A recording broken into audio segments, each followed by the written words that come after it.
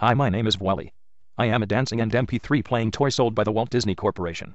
I am also a sales technology enthusiast, and this is why my friends at whycrmdoesnotwork.com hired me. This presentation is the second part of our two-part exploration of the reasons why CRM fails mid-size organizations.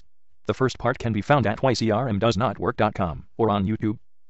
We are going through a brief anecdotal review of what sales managers and implementers learn from their CRM or SFA experience.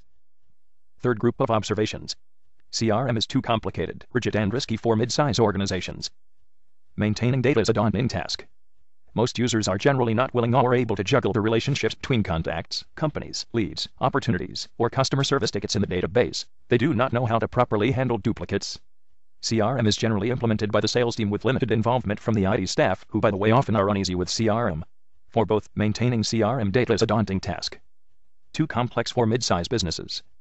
Client-server CRM programs are difficult to install, tweak, fix, maintain, and upgrade. They are among the most complex applications running on PC networks today. Many mid-size organizations find the long implementations unacceptable. Typically 60, 90, or even 180 days. The cumulative complexity of the application, network, and client OS is overwhelming for them. Insufficient training and process adjustments. The complexity of CRM systems is often overlooked by non-users in top management positions, who in turn neglect or underestimate the trading needs of their teams and the need to adjust processes, roles, and attitudes. Data migration is complex and time-consuming. Importing and exporting data into and out of a CRM system is extremely complex, time-consuming, and costly. The conversion of legacy system or commercial database information into usable CRM records typically requires that this information be cleaned, reformatted, and imported in as many layers or steps as there are tables in the target database. The structure of the CRM database has to be well understood, and long routines have to be written and tested. Data migration can be very costly. Importing 1,000 or 10,000 contact records into a database costs as much as importing 1 or several million records. The cost involved in populating CRM systems does not significantly shrink with the size of the company. Since this cost is generally larger than that of the CRM software itself in large systems, one can imagine how it can become prohibitive in mid-size businesses. Even back-office workers rebel against CRM. Information technology is usually the turf of the operations, accounting, and IT departments.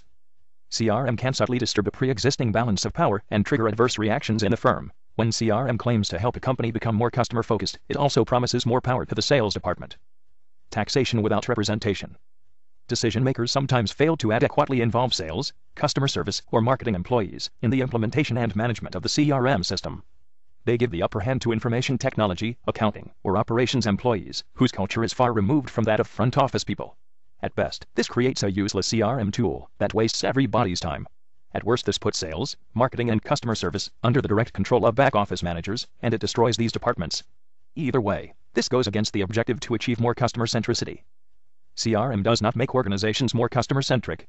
At best, CRM makes the front office departments of the organization more customer-centric, not the organization as a whole.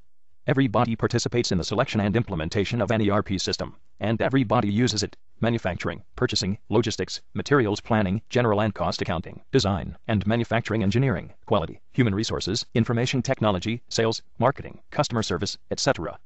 This is not the case with CRM. CRM is a sales, customer service, and marketing endeavor. Most other departments of the organization feel unconcerned by CRM and by the data that it generates. As far as they are concerned, the system which matters is the ERP, or the accounting system. So while the front office departments of the organization may become more customer-centric, the rest of the company remains largely production-centric or accounting-centric. In other words, self-centric. 2 remarks here.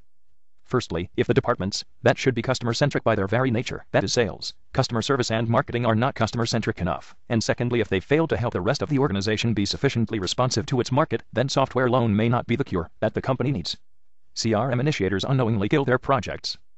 While most people see accounting systems and ERPs as the nervous system of their organization, they tend to regard CRM as an exoskeleton that exists at the periphery of the business to structure and consolidate its relations with its environment.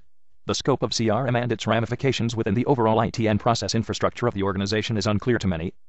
Because CRM only involves 3 departments, people tend to see it as an isolated or standalone application, like a CAD package, a word processor, or spreadsheet. This confusion often leads to a gross underappreciation of the cost and time it will take for the organization to build and absorb the application. As a result, decision-makers often declare victory too soon after the system is installed and unknowingly pull the plug on their CRM initiative. Management mistrust for IT translates into lukewarm support for CRM. CEOs often see IT investments in sales as a possible distraction and as an unnecessary injection of complexity and rigidity into a field that does not require it and is hard to tame. They may even question whether IT provides any ROI at all. If so, they will not put their weight behind the CRM project or embrace the process adjustment it may entail.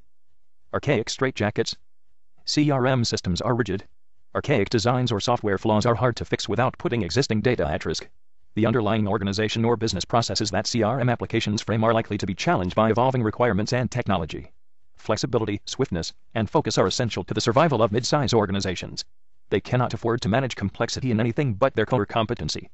CRM's rigidity is all the more detrimental considering the high costs involved. Error-prone. CRM systems are error-prone. Giving individuals the right to modify and delete shared data is bound to generate frustrating human errors and incomprehension. Synchronization between servers does not work any better. If two individuals update the same note entry between two synchronizations, the work of one of these users is going to be automatically erased. Forever betaware. Many non-core functionalities in client-server CRM applications are not finalized at the time of release. They are user-unfriendly or have bugs. Unsafe if not closely managed. CRM is not without risks. With ERP, it is the past of the company that is recorded and accessible through databases. With CRM, it is its future, pending sales, and ongoing negotiations on an unprecedented scale, in real time, and with full details. Customers, products, prices, quantities, negotiation stages, and notes are no longer aggregated at lower levels in the hierarchy and kept hidden locally. Never before have people had access to so much critical information so easily via a PC client or an internet browser. Never before have managers had the technical capability to access information that was beyond their jurisdiction or scope of responsibility. Like a foreign sales pipeline, for instance. With CRM and data proliferation, leaks are more destructive and less traceable. Even the vendors do not talk of CRM ROI. Paradoxically, CRM vendors rarely rely on positive, articulate or quantifiable arguments to sell their product. There are very few hard benefits and lots of intangibles in their pitch. No ROI talk or calculation. In essence, they propagate the idea that companies need front office automation and a 360 view of their customers to remain competitive, as if it were only a matter of common sense and, as if CRM was the only way to increase front office productivity. They capitalize on the insatiable thirst that corporations and their managers have for predictability and control. The pitch is in itself revealing of the limits of CRM. That's it for our anecdotal overview of the reasons why CRM fails mid-size organizations. You may also watch our presentations dedicated to the root cause of CRM failure and to our exploration of the sales information technology needs of mid-size organizations. They can be found at whycrmdoesnotwork.com. Thank you.